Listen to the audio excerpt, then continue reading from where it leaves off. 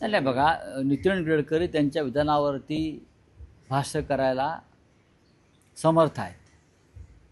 मोदींना जबरदस्तीनं तिथे आता लादलं जात आहे, कारण भाजपकडे दुसरा कोणताही चेहरा दिसत नाही. जे आहेत चेहरे ते विद्रूप आहेत सगळे. अमित शहाना कधीच कोणी प्रधानमंत्री करणार नाही. अमित शहाना त्यांची किती इच्छा असली, त्याने किती कारस्थानं केली, त्याने किती पक्ष फोडले, त्याने किती खासदार गोळा केले, त्याने किती मोदींच्या विरुद्ध स्वतःचं गँग निर्माण केली खासदारांची, तरीही त्यांना कोणीही देशाचं पंतप्रधान होऊ देणार नाही, हे लक्षात घ्या. त्याच्यामुळे मोदींना चालवलं जात आहे. माझ्या माहितीनुसार राष्ट्रीय स्वयंसेवक संघामध्ये त्याबाबत देशाच्या नेतृत्वाच्या बदलाबाबत अत्यंत महत्त्वाची चर्चा सुरू आहे.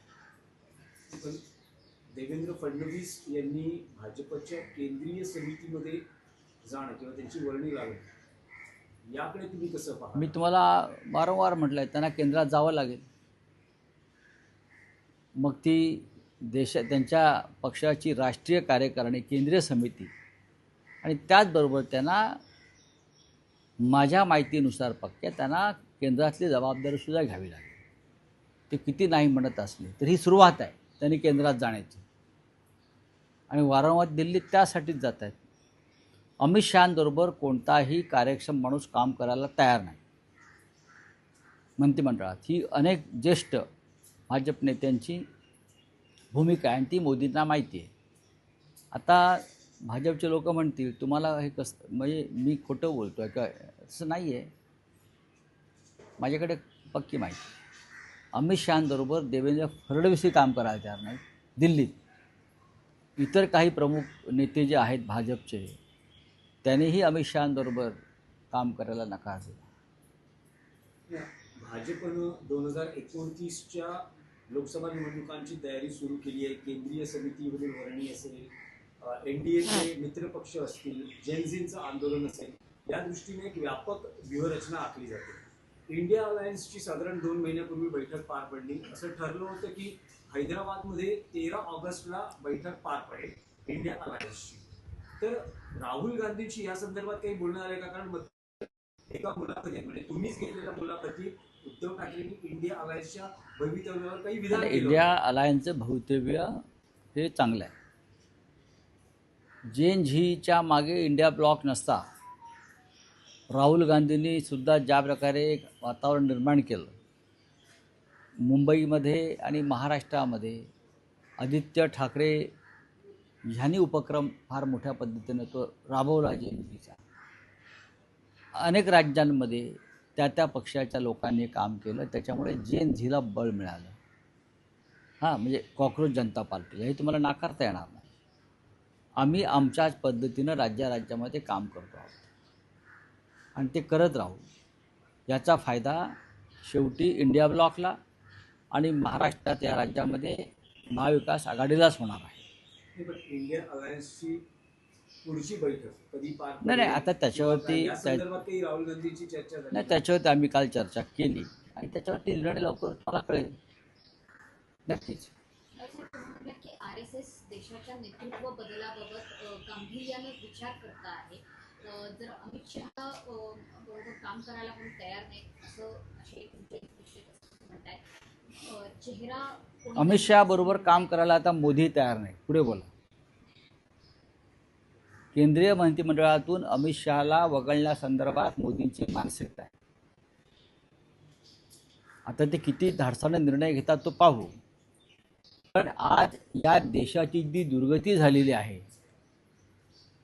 ज्या पद्धतीचं हुकुमशाहीचं वातावरण निर्माण झालेलं आहे, लोकांमध्ये अस्वस्थता अस्थिरता आहे, त्याला सगळ्यात जास्त जबाबदार मोदींपेक्षा अमित शहा आहे. अमित शहाने या देशाच्या राजकारणामध्ये विषारी प्रवाह आणले. खासदार आमदार विकत घेणं, पक्ष फोडणं, न्यायालयावर दबाव आणणं, निवडणूक आयोगावर दबाव आणणं, या अपप्रवृत्ती गेल्या 12 वर्षामध्ये अमित शहाने आणलेल्या आहेत आणि मोदी त्यांच्या मागे फरफडत गेले. याची आता जाणीव मोदींना होताना दिसते, असं मोदींचे सहकारी आता सांगतात. पण रावसाहेब, तुम्ही जे म्हणालात की संघ विचार करतो आहे देशाच्या नेतृत्वाबद्दल, हो, पण संघ अजूनही तितकाच ताकदवान आहे असं तुम्हाला वाटतं? कारण संघाचे जे 3 महत्वाचे अजेंडे आहेत त्यापैकी 2 अजेंडे नरेंद्र मोदींनी पूर्ण केलेले आहेत त्यांच्या नेतृत्वाखालील सरकारमध्ये. म्हणजे एक कोणते? म्हणजे राम मंदिर आणि 370 कलम, आणि आता समान नागरी कायदा या संदर्भातही स्ट्रॅटेजी आणि सगळ्या म्हणजे मोदी जर संघाचा अजेंडा पूर्ण करत असतील, पूर्ण राबवत बहुमत असतील, असेल, एखाद्या पक्षाचं पूर्ण बहुमत सरकारमध्ये असेल, पार्लमेंटला असेल, आणि त्याचं नेतृत्व एखादा नेता करत असेल, तर त्या बहुमताच्या जोरावर तो आपला अजेंडा पूर्ण करू शकतो. हे लक्षात घ्या. मोदींच्या ठिकाणी जरी नितीन गडकरी असते, अरुण जेटली असते, तरी त्यांनी बहुमताच्या जोरावर त्यांचे अजेंडे पूर्ण केले असते. त्याचं श्रेय दुसरं कोणाला देता येणार नाही. 370चा अजेंडा पूर्ण केला. आज काश्मीरची परिस्थिती काय आहे? या स्वातंत्र्य दिनाला काश्मीरी पंडितांनी घराबाहेर पडू नये अशी ॲडवायझरी गृह खात्याने दिली. हा 370 कलमाचं हा परिपाक आहे. अतिरेक्यांच्या अनेक टोळ्या या क्षणी काश्मीरमध्ये घुसल्याची इनपुट्स आहे. काश्मीरी पंडितांना स्वातंत्र्य दिन साजरा करता आला नाही, त्यांनी घराच्या बाहेर पडू नये अशी जर ॲडवायझरी अमित शहाचं गृह खातं देत असेल, म्हणजे काश्मीरमध्ये काय स्थिरस्थावर झालं आहे?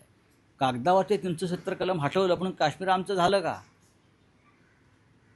जोपर्यंत तिथे काश्मीरी पंडित आणि हिंदू निर्भयपणे वावरू शकत नाहीत, तरच 370 कलम हटवलं आणि त्याचा हिंदूंना आणि देशाला फायदा झाला असं म्हणता येईल. 2 दिवसापूर्वी काश्मीरमध्ये नव्यानं दहशतवादाच्या टोळ्या आलेल्या आहेत. ही माहिती आल्यावरती परत एकदा काश्मीरी पंडितांनी सार्वजनिक ठिकाणी जाऊ नये अशी ॲडवायझरी जर गृह खात्याला काढावी लागत असेल, तर ते अमित शहांचं अपयश आहे. मग आता आरएसएसच्या गुडबुक्समध्ये नेमकं कोण आहे? जर तुम्ही म्हणता की अमित शहा नाही, मोदी. अमित शहा कोणाच्याही गुडबुक्समध्ये नाहीत. अमित शहा तसं मोदींच्याही गुडबुक्समध्ये नाहीत. हा माझा अनुभव आहे दिल्लीतला. बोलिये. नाही, असं मी एकच प्रश्न आहे की तुम्ही परिवहन मंत्र्यांना परवा पत्र लिहिलं होतं, मराठी रिक्षा चालकांसंदर्भात तुम्ही विषय मांडला होता.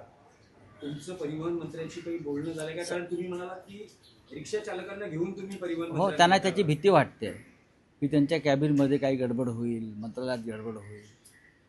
पण तरीही मी त्यांना पुढील 10 दिवस रोज त्याची आठवण करून देणार आहे.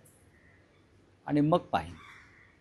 तुम्ही जर हजारो रिक्षा चालकांच्या पोटापाण्याच्या प्रश्नासंदर्भात गांभीर्याने घेणार नसाल, त्यांच्या शिष्टमंडळाला भेट देत नसाल, तुम्ही निर्दय आणि क्रूर आहात मिस्टर प्रताप सर नाईक. तुमच्याकडे डेलिगेशन वेळ मागताय, तुम्ही करता काय? मग काम काय आहे तुम्हाला? एस टी तोट्यात आहे,